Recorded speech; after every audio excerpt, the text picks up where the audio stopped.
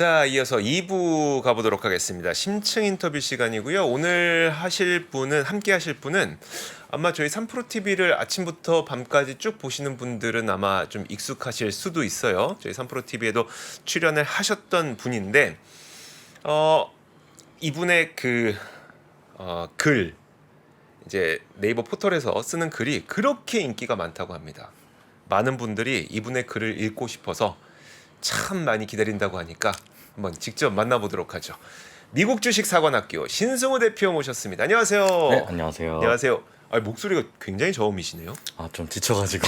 지치셨어요? 왜 지치셨어요? 요새 제가 그냥 음식점 하는 게 이제 본업인데 사실상 이제 음식점에서 있다가 이거 했다가 아침 방송 나갔다 이러니까 좀 왔다 갔다 있습니다. 지금 뭐 하시는 거예요? 그러면 음식점도 하시고 이제 글도 쓰시고. 글은 제가 안 쓰고 이제 네. 저랑 같이 일하는 파트너가 쓰고요. 그래요? 네네. 그리고 또 방송도 하시고. 그렇죠. 네. 유튜브도 하시죠 지금? 유튜브는 사실 거의 안 하고요. 그래요? 네, 그냥 소프트웨어 개발을 좀 많이 하고. 소프트웨어 개발이요? 원래 개발자였기 때문에. 네. 잘 모르시는 어떤, 분을 위해서 좀 소개를 해주세요. 자기 소개를 좀 해야 될 것 같은데. 네네. 네. 이 미국 주식 사관학교라고 하는 이제 네이버 프리미엄 콘텐츠에 거기서 이제 글을 쓰게 하고 있는 신승우라고 하고요. 이제 본업은 이제 요식업 플러스 IT 쪽을 하는 게 이제 본업입니다. 그래가지고 이제 그런 거 하면서 사업 이야기도 하면서 투자 이야기도 하는 그런 거 하는 게 이제 하려고 나온 거죠. 네, 그렇습니다. 그래요? 되게 출신 학교가 굉장히 인상적이시던데. 네. 어디시죠? 카이스트인데. 이게 참 이렇게 말하면 좀 너무. 왜요? 아무튼 카이스트 하는 사람 한둘도 아니고 사실. 별로 없어요. 많지 않아요. 근데 증권업계에서는 워낙 이과가 없는 쪽이다 보니까 상대적으로 좀 보기 좀 드문 것 같긴 한데 네. 또 엔지니어링 쪽에서는 또 꽤 있으니까. 그래요? 네, 그쵸. 아무래도. 예전에 저 후배가 카이스트 출신이었었는데 진짜 똑똑합니다. 그 친구도 이제 다른 기업 가서 지금 일하고 있는데. 네. 저도 NC에서 일하다가 나와가지고 일하는데. 그러셨구나. 그렇습니다. 그럼 혹시 미국 현지에서도 생활을 좀 하셨었어요? 어떠세요? 교환학생만 잠깐 갔다 왔고요. 교환학생 다녀오셨고. 미국이랑은 좀 거리가 멀죠 사실. 그래요? 네. 근데 미국에 관심은 되게 많으신 것 같아요. 산업도 그렇고 엔지니어시다 보니까 그런 거겠죠?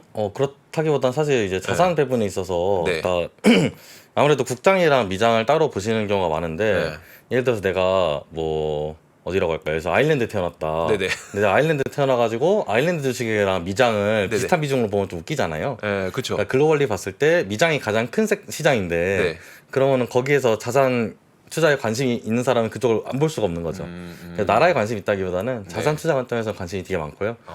네, 그렇습니다. 알겠습니다. 자, 저희 글로벌 라이브에는 오늘 처음 방문을 해주신 거죠? 네, 맞습니다. 그러면 오늘은 어떤 이야기를 좀 준비해 주셨어요? 오늘은 이제 미국 부동산 이야기를 좀 해보려고 하는데요. 미국 부동산. 네. 지금 그럼 왜 미국 부동산에 우리가 좀 관심 있어야 되는 걸까요? 일단 우리 미국 주식을 하는 사람들한테 이제 신을 네 글자로 늘리면은 워렌 버핏이라고 그러죠.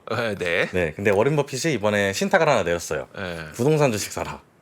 이번에 매수한 게 공시가 떴거든요. 그래요? 네. 그래가지고 근데 부동산 주식도 보면은 예를 들어서 내가 배에 관련된 해운에 관련된 주식이다 하면은 해운주랑 조선주는 완전 다른 주식이에요. 그렇죠. 네. 사이클이 다르게 돌아가니까. 네네. 그러면 얘가 왜 워렌 버핏이 뭘 샀고 거기서 내가 얻을 수 있는 인사이트는 뭐고 그걸 봐야 되는 게 워렌 버핏이 대형주를 사고 싶어서 사는 게 아니에요. 어쩔 수가 없어요. 돈이 너무 많으니까. 내가 소형주 사면은 그냥 주가가 쭈르륵 밀린단 말이에요. 그러니까 못 사는 건데 우리 같은 개미들은 그런 거 없잖아요. 그러니까 개미 입장에서는 신탁을 보고서 신탁 옆에 있는 소형주 사는 게 맞다. 그런 측면에서 지금 부동산 시장 대략 한번 눈여겨보는 거 괜찮은 타이밍 아닌가. 그래요? 라는 생각이 좀 듭니다. 그러니까 사실 워렌 버핏이 처음으로 포트폴리오에 일본 상사 주식을 넣었을 때도 온갖 해석이 난무했었거든요. 그리고 옥시덴탈을 처음 이제 포트폴리오에 담기 시작했을 때에도 온갖 해석이 난무했는데 어쨌든 이제 신탁을 통해서든 뭘로 통해서든 이게 워렌 버핏이 부동산을 사기 시작했으니 여기에는 무슨 의미가 있는지 한번 찾아보자. 네, 그리고 실제로 꽤 재미있는 상태이긴 합니다. 그래요? 네, 어느 정도 방향성이 보이는 상태이기도 하고 그렇기 때문에 한번 보는 게 맞고 사실 저는 최근에 그래서 고민이 뭐냐면은 저는 굳이 따지자면 상업용 부동산이 굳이 따지면 주전공이라고 봐야 되는데 상업용 부동산이 주전공이에요? 왜냐면 이제 제가 요식업하고 상가 차리고 상권 보고 이런 거 하니까 그러네요. 네, 그래서 제가 다른 방송에서 막 상권 보는 얘기도 하고 막 그랬거든요. 근데 이제 그냥 개인적으로 드는 생각이 그럼 지금 내가 분석한 이 프레임워크를 가지고 한국 주거용 부동산을 보면 지금 어떤 상태일까도 좀 궁금해가지고 네. 최근에 그냥 리서치 중인 건 그쪽이고요. 약간 네네. 그것도 따로 한번 이야기 풀 기회가 있으면 좋겠고 일단 지금은 미국부터. 네. 알겠습니다. 일단 신탁이 왔으니까. 네, 좋습니다. 자, 그러면 한번 시작을 해볼까요? 네, 그래가지고 시작을 할 때 언제나 네. 이제 결국 지금 미국 부동산 이슈가 된 거는 많이 올라서예요. 올랐는데 더 오를까 내릴까. 네. 그냥 코로나 시즌부터 해가지고 쭉 올랐거든요. 부동산이 안 떨어졌어요? 부동산이 그러니까 엄밀하면은 부동산 가격보다는 인플레이션 대비 가격을 봐야 되는데 네네. 문제는 인플레이션 이렇게 높은데 네. 인플레이션 대비도 엄청 높아요. 아, 그래요? 네. 보여주세요 한번. 근데 그게 지금 슬라이드를 보시면은 네. 지금 첫 번째 슬라이드 보일 텐데 저게 이제 제가 보시면은 저 파란색 선이 이제 진짜 그 부동산 가격 실거래가고 네네. 그다음에 저기 있는 주황색 선이 인플레이션 보정한 가격이에요. 그러니까 저게 얼추 플랫하게 가야지 맞아요. 네네. 원래는. 네. 근데 저게 얼추 플랫하게 가는 것보다 조금 더 위로 올라간 경우들이 몇 번 있었어요. 제가 그때는 총 4번 있었는데 그 4번 중에서 지금 4번째 상승기입니다. 네네. 그러니까 지금 인플레이션 대비로 봤을 때 높은 게 맞아요. 어. 근데 보면 인플레이션 안 꺾이는 게 쉘터가 안 꺾인다 해가지고 안 꺾이는 거니까 네네. 실제로 저 숫자 자체는 그러려니 맞는 거고 그래서 그런 측면에서 봤을 때 지금 이제 저게 앞으로 더 갈까 아니면 내려갈까 네네. 언제나 주가가 올라가면 그때부터 고민이거든요. 네네. 그래가지고 부동산 가격도 지금 인플레이션 대비 올라갔으니까 이제 고민들이 있죠. 이걸 어떻게 해야 되는가. 그래서 미국 부동산이 사실 실제로 최근에 몇 번 안 좋았어요. 네네. 특히 상업용 부동산 중에서도 그렇죠. 사무실 관련한 애들이 되게 안 좋았고 그렇죠. 이건 한국도 사실 큰 차이는 없었습니다. 재밌는 거는 이제 그게 보통 재택근무 때문에 그랬다고 그러는데 네네. 정작 또 줌의 CEO는 네. 재택근무 하지 말자 이제 어. 하니까 효율 떨어지더라. 그래서 이게 진정한 내로남불인데 네네. 여튼 뭐 그래가지고 지금 사무실은 그게 썩 좋지는 않아요 사실. 네네. 네. 근데 사무실이 안 좋다고 해서 주거용이 안 좋은 건 아니에요. 그건 다르게 가요. 그렇죠. 예를 들어가지고 상업용이라고 하지만 네. 호텔이랑 사무실은 또 다르게 가고요. 네네. 호텔이랑 카지노는 또 다르게 호텔이랑 카지노는 좀 비슷한데 네. 호텔 안에서 급 따라서 또 다르게 가요. 호텔 모텔 또 달라요. 네네. 그래가지고 그런 의미에서 주거용 부동산이랑 그냥 사무실은 완전 다른 자산군으로 봐야 되는데 같은 부동산이라 말은 하지만 네. 주거용 부동산은 사실 계속 좋았어요. 그러면 지금 오늘 우리가 볼 거는 주거용 부동산. 네, 오늘은 주거용. 네네. 왜냐면 실제로 워렌 버핏 산 것도 주거용 부동산 그 중에서도 신축 주택에 베팅을 한 거예요. 그래요? 신축 주택을 이제 더 많이 짓게 될 것이다. 네네. 라는 걸 베팅을 한 건데 제가 볼 때는 이유가 그러니까 물론 이제 이유가 언제나 뭐 짜맞추기 나름이긴 한데 네네. 그래도 로지컬 어느 정도는 논리적으로 맞는 이유가 있는 것 같아가지고 한번 들고 와봤는데 네. 일단 그래서 앞에 버블들을 쭉 보면은 기본적으로 가장 유명한 게 이제 08년도 버블이죠. 네. 3번 버블인데 이거 보시면은 얘는 뭐 별로 말할 게 없어요. 그냥 08년도에 버블 껐다가 터진 건 너무나도 유명하니까. 네네. 그리고 이 앞에 버블 1번이랑 2번이 별로 안 알려져 있는데 2번 같은 경우를 보면은 2번 같은 경우를 보면은 지금 보면은 저것도 사실 3번 사태랑 비슷한 그러니까 소형 08년도 사태예요. 2번 사태도. 그래요? 저 때는 SNL 사태라는 게 있었는데 SNL이 약간 어떤 느낌이냐면은 우리나라 새마을금고 같은 느낌이에요. 네네. 근데 그게 터졌어요. 네, 그게 터졌었는데 저 때도 약간 버블이 있다가 SNL이 터지면서 꺼졌고 네. 그 전에는 이제 그냥 사회 전반적으로 닷컴 버블 그런 게 끼다가 이제 닷컴 버블 전에 네. 버블이 끼다가 이제 볼커가 이제 자기 키만큼이나 기준금리를 높여가지고 네네. 아작을 내가지고 이제 버블이 꺼졌죠. 그렇게 네 가지로 보시면 되는데 저희가 볼 때 약간 중점적으로 봐야 되는 거는 일단 2번이랑 3번이에요. 그래서 이게 왜 그러냐면은 지금 사람들이 어떤 고민을 하냐면은 이게 언젠간 꺼지긴 꺼질 것 같은데 네. 지금 그런 꺼질 타이밍이 아니냐 이게 걱정인 건데 네네. 근데 이걸 봤을 때 일단 스포일러를 하자면 저는 아니라고 생각해요. 왜 그렇게 생각하냐면은 2번이랑 3번은 다 결국 신용 리스크에서 그렇죠. 위에서 꺼진 건데 네. 지금 그 신용 리스크가 예전에 터진 지가 몇 번 됐기 때문에 네. 그거를 보는 지표가 있어요. 그래서 모기지론을 얼마나 쉽게 얻을 수 있는지에 대한 지표가 있거든요. 네네. 그게 지금 4번 단계에서 한 121 정도 됩니다. 이제 2016년인가가 기준이고요. 네. 지금 2023년 기준으로 한 121 정도 돼요. 그게 높아지면 높아질수록 높아질수록 모기지론 받기가 쉬워진 거죠. 근데 그래요? 모기지론 받기가 쉽다는 거 이퀄 뭐 리스크가 높다 이거는 아닌데 네네. 아무래도 좀 더 부동산 시장 전체에 레버리지가 껴있으니까 뭐 그 버블로 볼 수 있는 여지가 있죠. 네. 그게 높으면 높을수록 그래서 좀 불안하다라고 보는 게 맞아요. 그래가지고 지금은 121인데 네. 2016년이 아마 제가 기억 100이었고 네. 그럼 08년도 때 몇이었느냐? 네. 그때는 800 정도 됐어요. 그렇게 높았어요? 그러니까 상승도 높았는데 하락도 쭉 내려간 거예요. 네네. 그래가지고 그러면은 그러면 지금 버블이 안 꼈는데 그 주가랜다. 그 집 가격은 왜 이렇게 올랐냐? 네네. 하면은 그건 코로나 코로나 때로 다시 돌아가 보면은 코로나 때 신규 주택 건축을 못했어요. 그렇죠. 네. 그래가지고 신규 주택 건축을 못했으니까 지금 신규 주택이 씨가 말랐어 미국에서. 그 첫 번째고 네. 두 번째로 금리가 쭉 낮았다가 최근에 엄청 올랐잖아요. 네. 그러면 내가 매도하는 입장에서 보면은 네.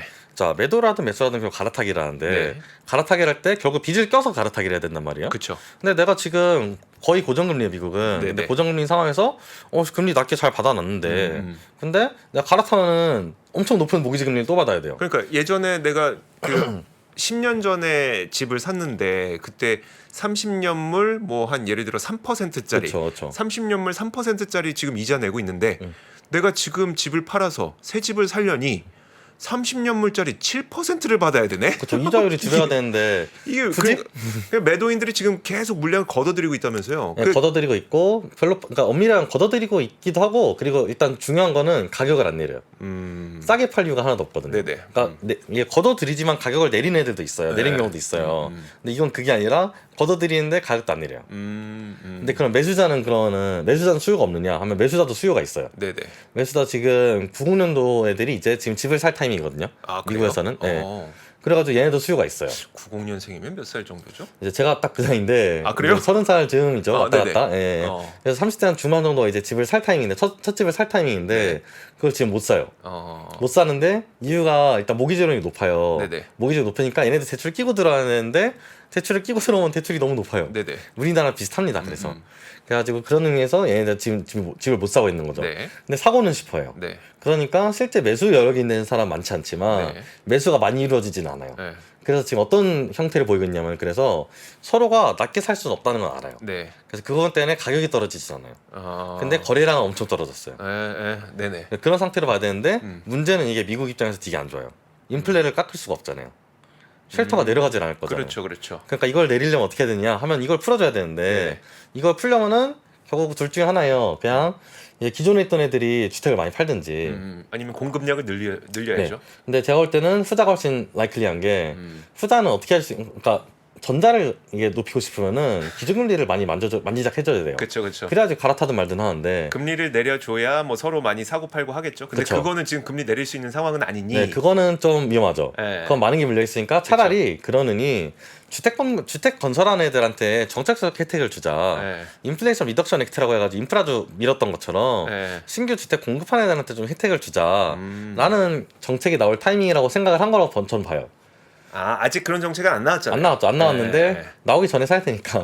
그리고 어차피 둘 중에서 해답을 찾자면은 그냥 굳이 따지면은 신규 주택이 맞거든요. 네. 그래서 실제로 신규 주택 관련된 ETF들이 꽤 뛰었어요. 대표적으로 네일이라는 ETF가 있어요. 내일이요? 네일. 그러니까 NAIL. NAIL. 못이라는 뜻이죠.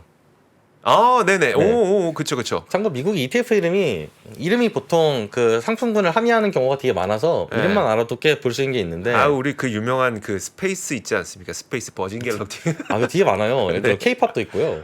K-팝이 있어요? ETF가 K-팝인 게 있어요. 한국 회사에서 만든 거예요.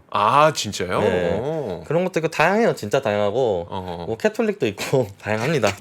CATH라고 이거는 캐톨릭 정신에 맞는 회사 사는 거. 지금 보니까 디렉시온 데일리 홈 빌더스 앤 서플라이즈 불 3. 에이 3배짜리 왜 이런 걸 진짜 말씀해 주세요. 아니 뭐 어차피 그거 보는 거니까. 이런 게 있다. 네. 이런 게 있다. 사람이 아니라 이렇게 올라가고 있다. 네네. 근데 올라가고 있는 거 보니까 시장에서 그런 걸 기대를 한다면 솔직히 기준금리 낮추는 것보다는 그냥 얘네만 좀 도와주는 게 훨씬 편하니까. 그 실제로 신규 주택에 대한 수요도 분명히 있고요. 신규 주택이 있어야지 이 수요층을 해소가 되는데. 그렇죠. 네, 그래가지고 그런 측면에서 봤을 때, 근데 이게 문제가 그런 건 있어요. 이제 신규 주택 착공 건수가 그럼 늘어나고 있느냐 하면은 네네. 별로 그렇지는 않아 아직은. 왜냐하면 건설사 입장에서도 PF 땡겨가지고 하려면은 금리 높은 게 부담이 돼요. 네네. 그러니까 그런 부분을 좀 해소해주기 위해서 이제 정책적 뭐가 나오든지 하지 않을까라는 게 저는 그 베팅이라고 생각해요 개인적으로는. 어떤 정책이 나올지 모르는데. 그럼 과거에도 이런 케이스가 혹시 있었을까요? 비슷하게 그러진 않았어요. 왜냐면 지금 과거 케이스랑 완전 다르다는 말씀을 드리는 게 네네. 이게 과거 케이스에는 금융 신용 리스크 때문에 터진 거였기 때문에 네네. 그거는 금융이 언제 버블이 꺼질지를 보면은 집값이 떨어지는지를 예측하는 문제였는데 지금은 신용적 리스크는 별로 없어요.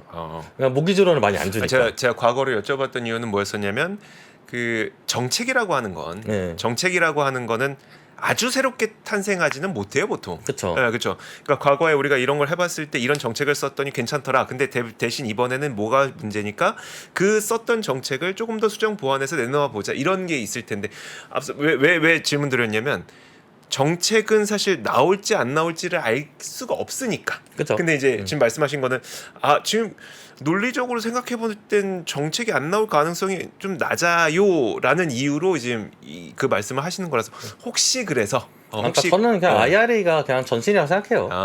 IRA가 그냥 솔직히 이거 법안 보면 인프라 만들자는 건데 네네. 이게 인플레랑 무슨 상관이 있냐 하면은 인프라 만들면은 인프라 정비가 되면은 어쨌거나 물가가 내려가니까. 네네. 인프라는 게 결국 사회 공동자산인데 그렇죠. 그 공동자산이 잘 정비가 되면은 사회적 비용이 줄어드니까 인플레 낮추자 해가지고 그렇게 한 거였는데 그거만큼 쉘터도 지금 스티키하니까 그래서 그런 식으로 할 가능성이 높다. 굳이 그런 게 아니더라도 뭐 어떤 식으로든 결국 그러니까 굳이 정책적인 게 나오지 않더라도 네네. 결국 신규 주택이 먼저 풀릴 가능성이 높지 않을까 베팅을 하는 거죠. 그럼 아직까지는 주택 착공 건수가 그렇게 반등하고 있지는 않다고요. 맞아요. 그래서 제가 볼 때는 그 반등한 시점에 그냥 이런 주식 적당히 털고 나오면 딱 맞지 않을까. 엑스플랜도 있어야 되니까 언제나. 네네. 네. 그래서 그런 정도로 전 생각을 하고요. 기본적으로 그래서 기본 아이디어는 저는 그렇다고 생각을 합니다. 네네. 그렇기 때문에 이제 버핏이 나왔다고 생각을 하고 물론 뭐 이것도 몇 개월 뒤에 그냥 털어버리고 단타 쳤다 이럴 수도 있는데. 그럴 수도 있겠지만요. 네. 근데 지금 일반적으로는 그런 경우보다는 보통은 더 길게 가져간 경우들이 많기 때문에 네. 그렇게 보는 게 좀 더 타당하지 않을까라고 생각이 됩니다. 네, 알겠습니다. 지금 되게 많은 이야기를 해주셨는데 준비된 그림은 하나도 안 보여주셨어요. 왜 그러신 거예요? 이 그림이 일단 이거는 약간 그거죠. 프롬프트 저희가 보고 말하는 아나운서는 없잖아요. 네. 그러니까 이것도 프롬프트 같은 거죠 저한테. 아, 혹시라도 필요할 때 보여주는 건 되지만 안 보여줘도 말은 할 수 있으니까. 그래요? 네네.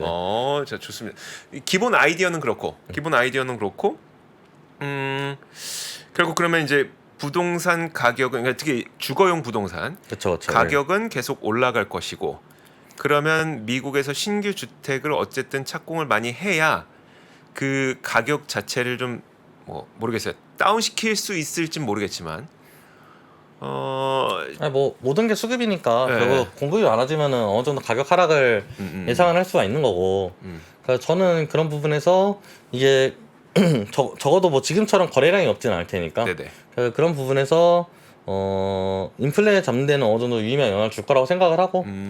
그래서 사실 이 시점에서 가장 궁금한 게 그냥 뭐라고 생각하냐면은 솔직히 그래서 뭐 샀는데일 것 같거든요. 워렌 버핏이 네. 그래서 그거를 슬라이드를 지금 띄워놨는데 한번 보면은 네, 슬라이드 띄워주시면 그냥 이 세 개 산 거거든요.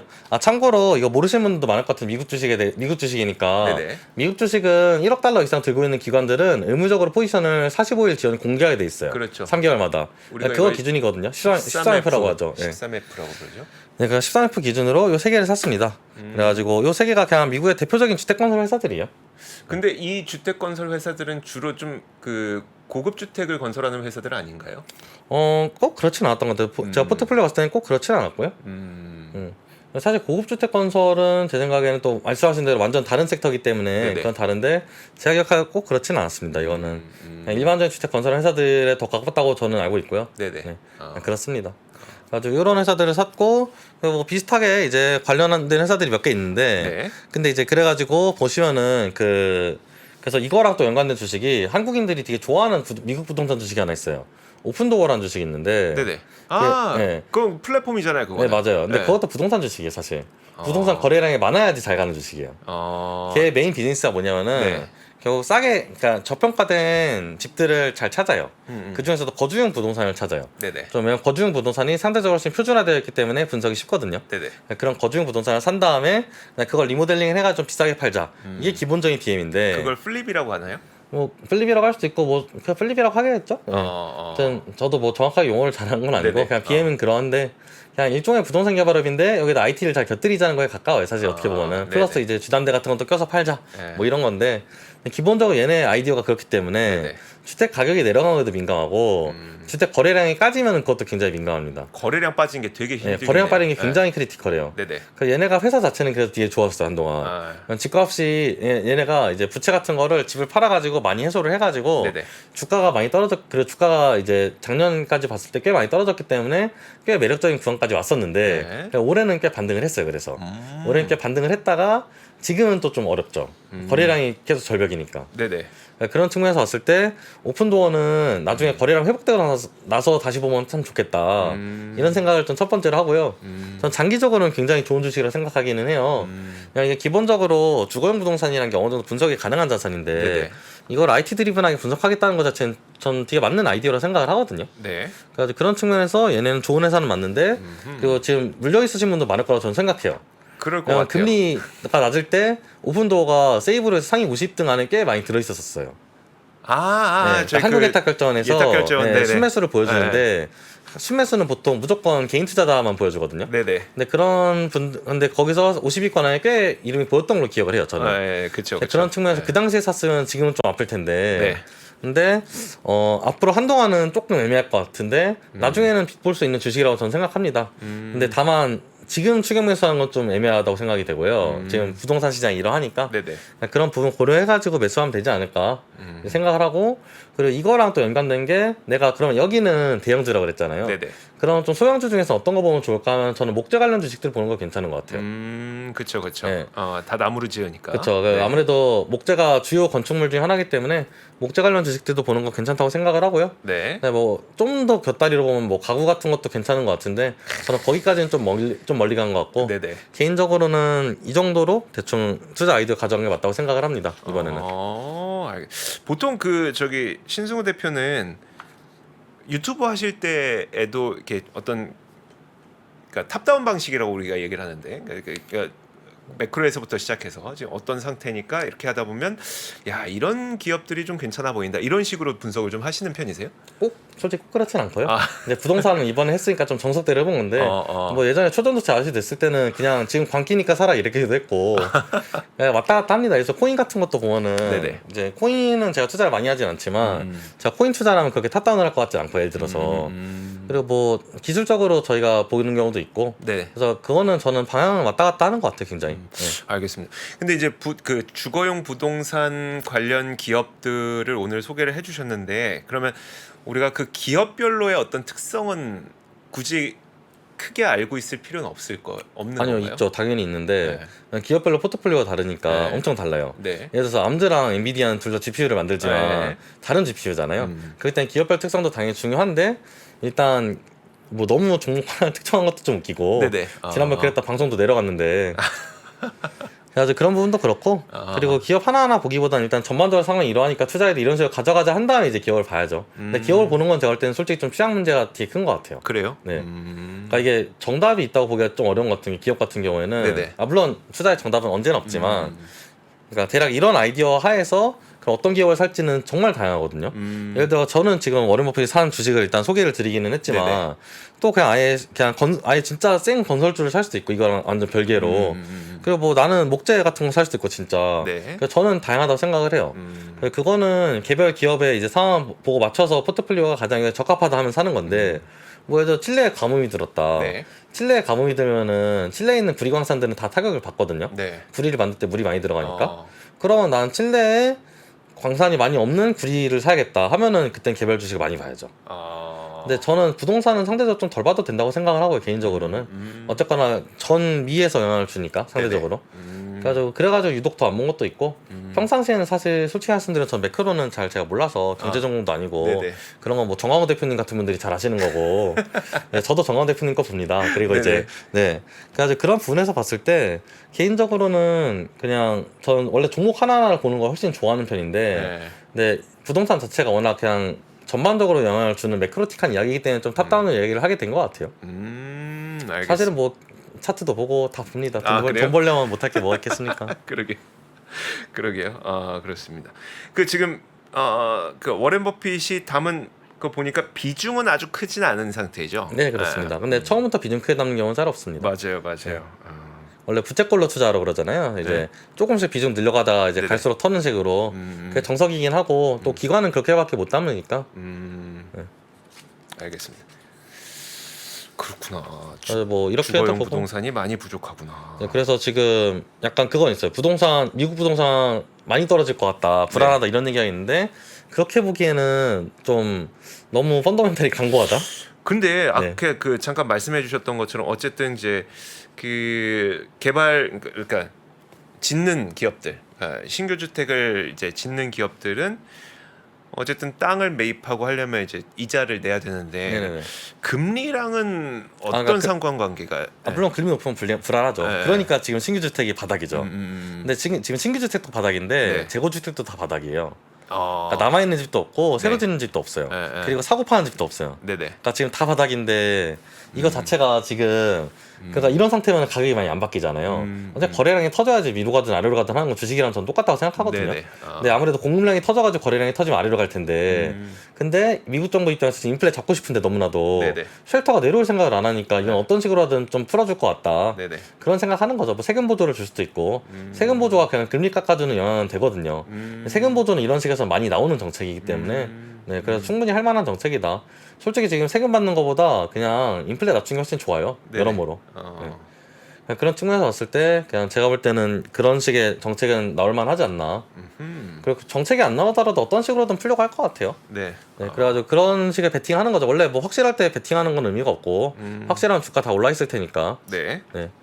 그래가지고 그렇게 해가지고 그런 뉴스 나오고 신규 주택 창고 건수 실제로 많이 올라가가지고 예전 수준 올라갔다 회복된다 하면은 그때 털고 나오면 딱 맞는 시나리오 아닌가 생각을 합니다. 지금 신규 주택 착공 건수가 또 있네요. 준비되어 있는 게. 네, 준비는 한번 보여주시겠어요? 네. 슬라이드 지금 일단 띄워놨는데 네, 보시면은 이런 거 봐야죠. 그러니까 보고서 설명 들어야지 이게. 네. 제가 입으로 날로 먹는 걸 좋아해서. 네. 일단 그래가지고 저기 지금 그냥 선이야 사실 긋기 나름이라고 저는 생각하는데 네네. 대충 저 정도가 이제 인플레이션에서 일시적 고점 이상, 그러니까 쟤네가 가진 일시적 고점 이상을 올라가야지 인플레가 떨어질 거라 기대할 수가 있잖아요. 네, 그래서 저게 이제 저 라인 정도 터치할 때쯤에 적당히 털고 나오면 맞지 않을까. 안 올라가면은 뭐 잘못한 투자한 거고, 네네. 올라가면은 이제 저쯤에 털고 나오는 게 맞고, 그 정도로 생각합니다. 네. 그래가지고 그냥 지금 상황에서 봤을 때 확실히 올라가는 중이긴 한데 네네. 조금 예전보단 낫죠. 2022년 당시에 전고점보단 낫죠. 네. 전고점 터치할 때쯤이 제가 볼 때는 적절한 매도 타이밍이 아닐까 싶습니다. 네. 신규 주택 착공. 네.